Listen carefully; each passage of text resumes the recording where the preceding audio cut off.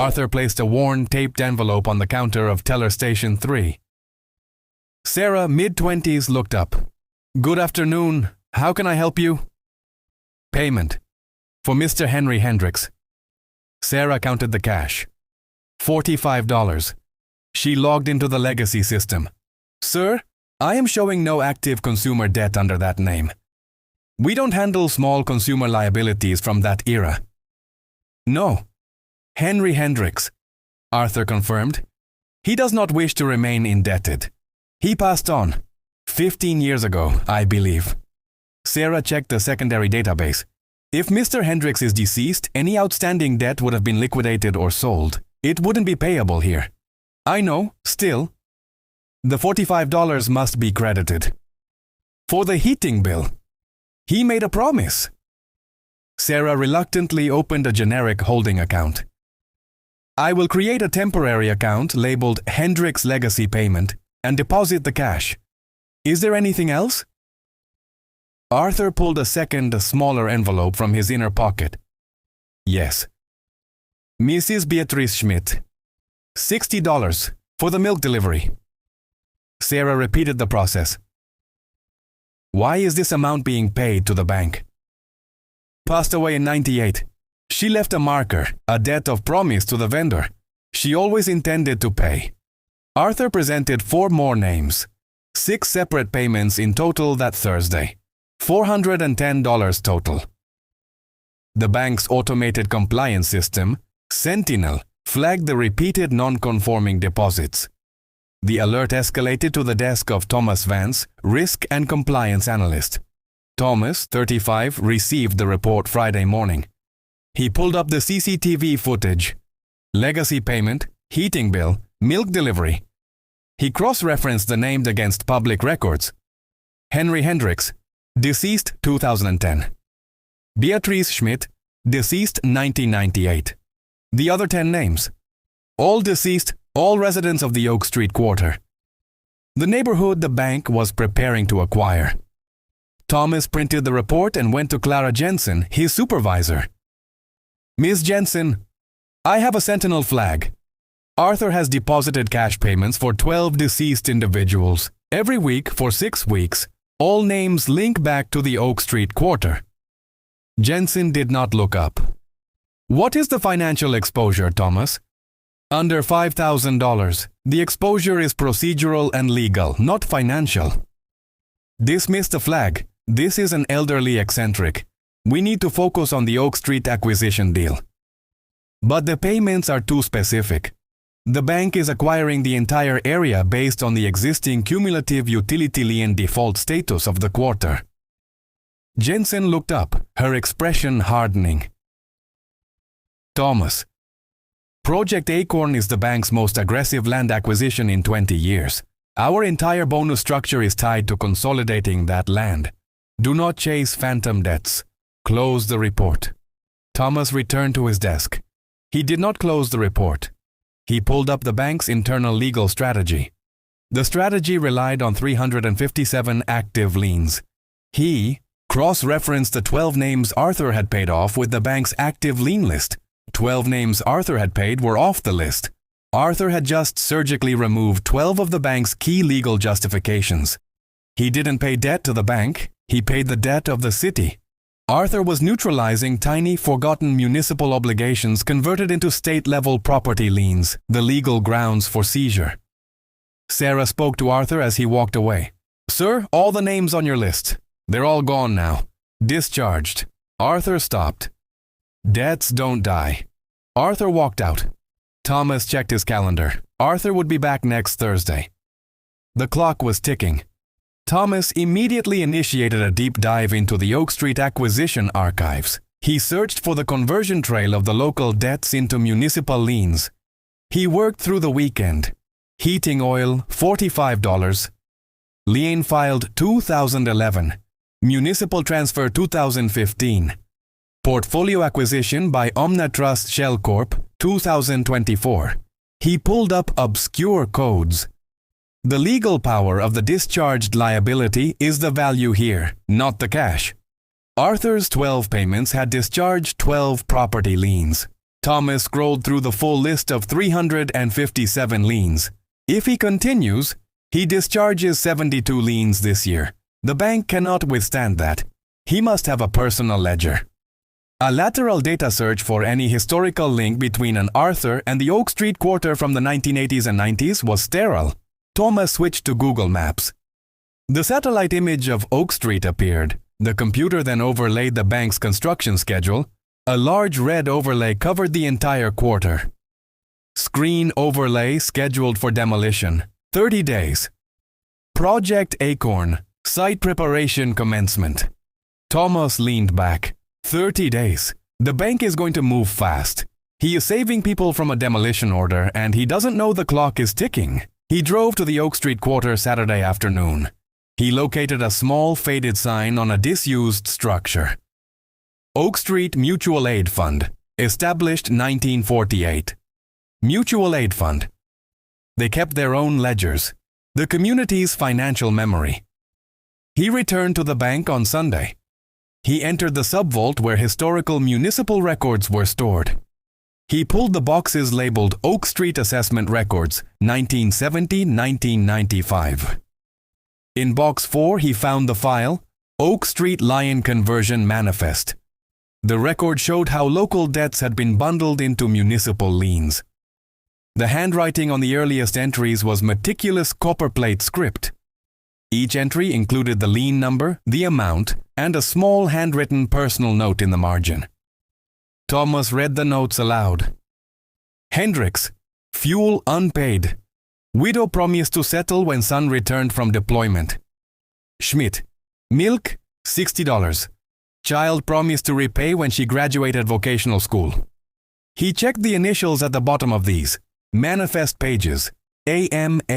Arthur. He was the bookkeeper who created the very system they are trying to use for demolition. Thomas photographed the entire line conversion manifest and tucked a thumb drive containing the images into his briefcase. He had to intervene.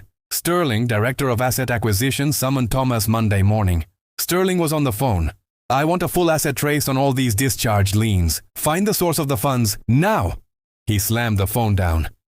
Vance, Project Acorn has been compromised. The internal audit shows 12 discharged liens. This is deliberate interference. Thomas stood calmly. Sir, the system is old. It is an unavoidable legal cost. 12 in 6 weeks is not an unavoidable cost. That is systematic bleeding, Sterling shouted. Each discharged lien raises the legal threshold for the entire neighborhood acquisition. The acquisition window closes in 42 days. This is Project Acorn, the bank's most aggressive land acquisition in 20 years. Do you grasp the stakes, Vance? I do, sir. I have implemented a new protocol, Thomas replied. Any further legacy payments will be immediately flagged and moved to a legal verification hold account. The final lien discharge order will be delayed, pending a full legal review. That should stop the physical discharge of the lien, buying us time. Sterling assessed Thomas. Good, do it. But find the source, Vance. The legal team is demanding answers. I want the saboteur identified and prosecuted. Thomas left the meeting and implemented the restriction on the holding accounts.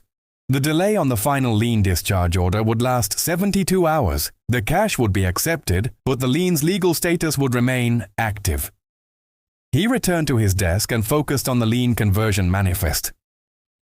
Arthur was prioritizing the 153 debts for necessities first. His archival search found the missing piece, the original Oak Street Mutual Promise Ledger 1975 to 1995, digitized on a microfiche image. The ledger revealed a total of 321 morally recorded debts, exactly the number of liens the bank needed. A critical system alert flashed on Thomas's screen. Priority override, legal inquiry initiated. Subject, Arthur M., former municipal clerk. Sterling had identified Arthur. Thomas's 72-hour window was closing fast.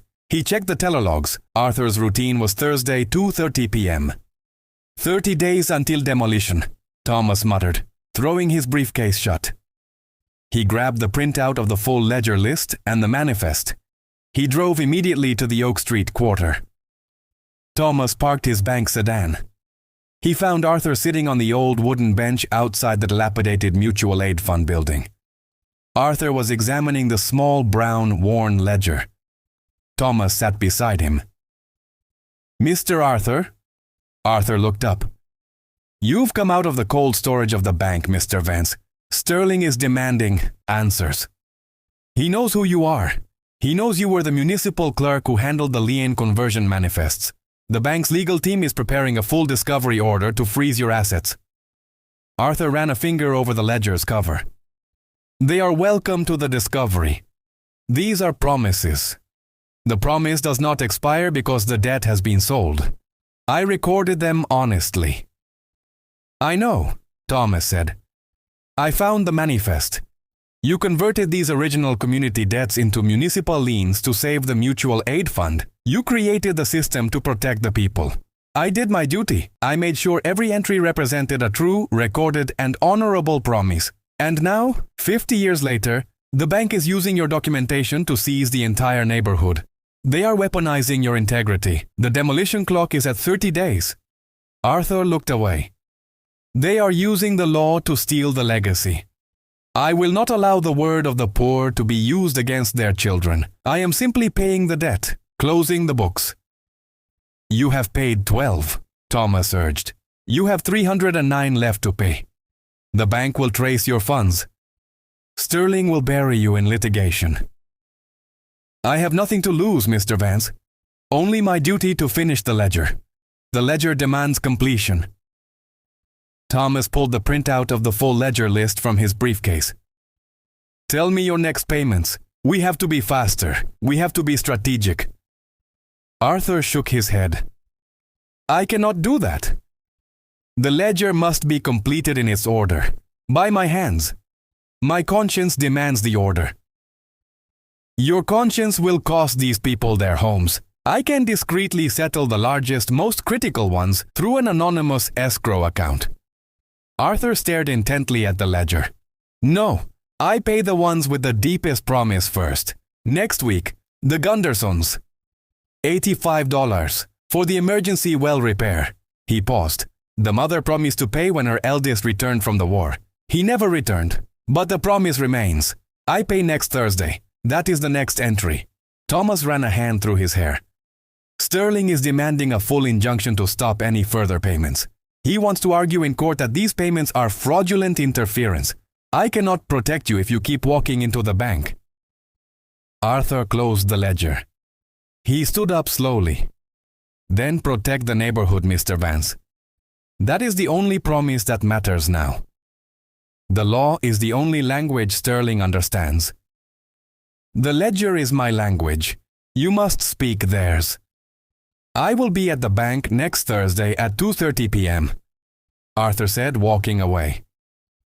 "I have one more payment I can make alone. After that, the window closes. You have until then." Thomas was left alone on the bench, holding the printed list of debts. Thomas was locked in a race against the bank's internal legal apparatus. Sterling's team accelerated the eminent domain filing. Thomas made an encrypted call. "I need you to audit the bank's Project Acorn Digital file architecture again. I need weeks, not days."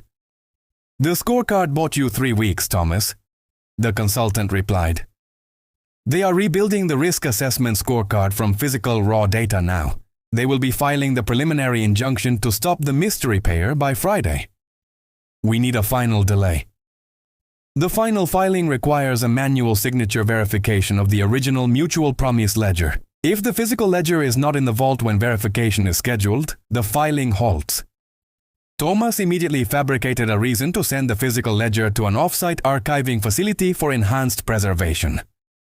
He removed the key evidence from the bank's control. Sterling burst into Thomas's office Wednesday morning. "Vance, the legal team is complaining about the scorecard integrity, and now this farce about moving the ledger for preservation?" Thomas met his gaze.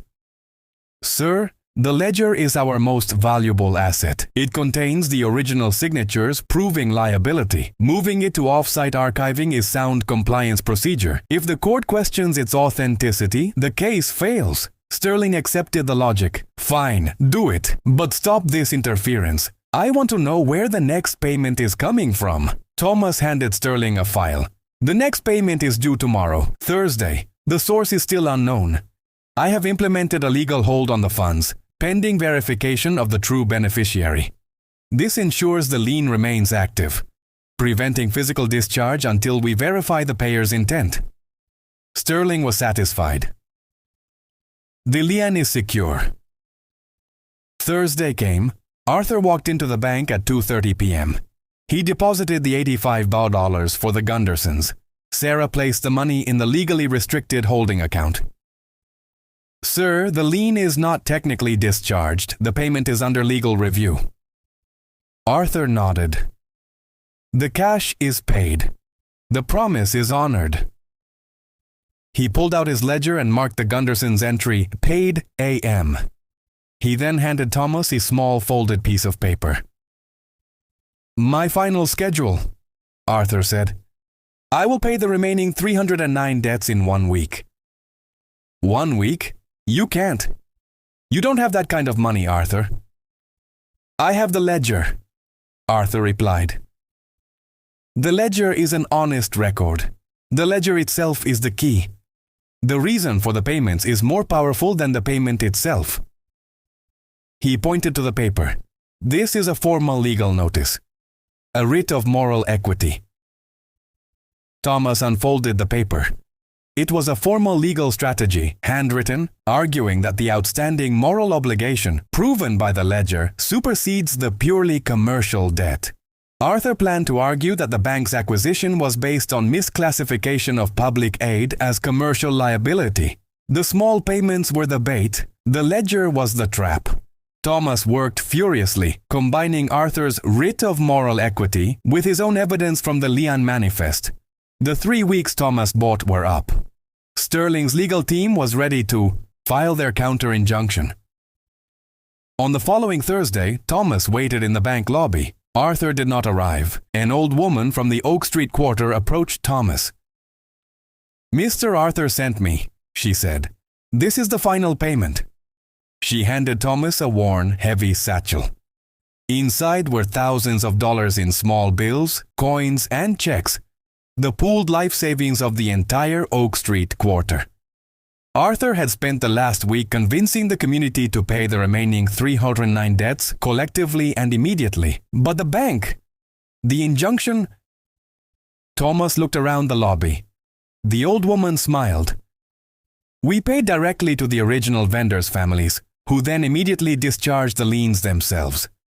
It was done outside the bank's system. It was done by the community. Arthur showed us the ledger. Thomas understood the genius. Arthur had secured the time to mobilize the community, using the ledger as moral proof. Thank you. Please tell Arthur that the ledger is now complete. Thomas took the satchel and walked straight to Sterling's office. Sterling was on the phone. Yes, file the injunction immediately. We shut down this interference today. Thomas knocked, then entered, placing the satchel on Sterling's desk. Sir, don't file. It's over. Sterling slammed the phone down. What is over, Vance? Project Acorn. It is legally defunct, Thomas stated. The remaining 309 liens have been discharged, not through the bank, through the community. The lien count is now below the 10% threshold. Sterling's frantic calls confirmed it. The acquisition was legally dead. Sterling turned to Thomas. You knew! You helped him! You were complicit in this sabotage. You are fired, Vance. You are ruined. Thomas reached up and removed his compliance badge. I upheld the true spirit of the law, sir. I was complying with the highest form of our contract, maintaining institutional integrity. Thomas dropped the badge onto Sterling's desk, turned and walked out. He drove to the Oak Street quarter. Arthur's bench was empty. A small brown book rested on the seat, the Oak Street Mutual Promise Ledger. Thomas sat down and opened it. He flipped to the final page. The very last entry was not a financial transaction. Ledger entry. Thomas Vance, for integrity. Debt closed. Thomas closed the book. Arthur M. had passed away peacefully in his sleep that night. Thomas read the local paper. He picked up the ledger. His life had a new purpose. The debt had been paid, and a new one had begun.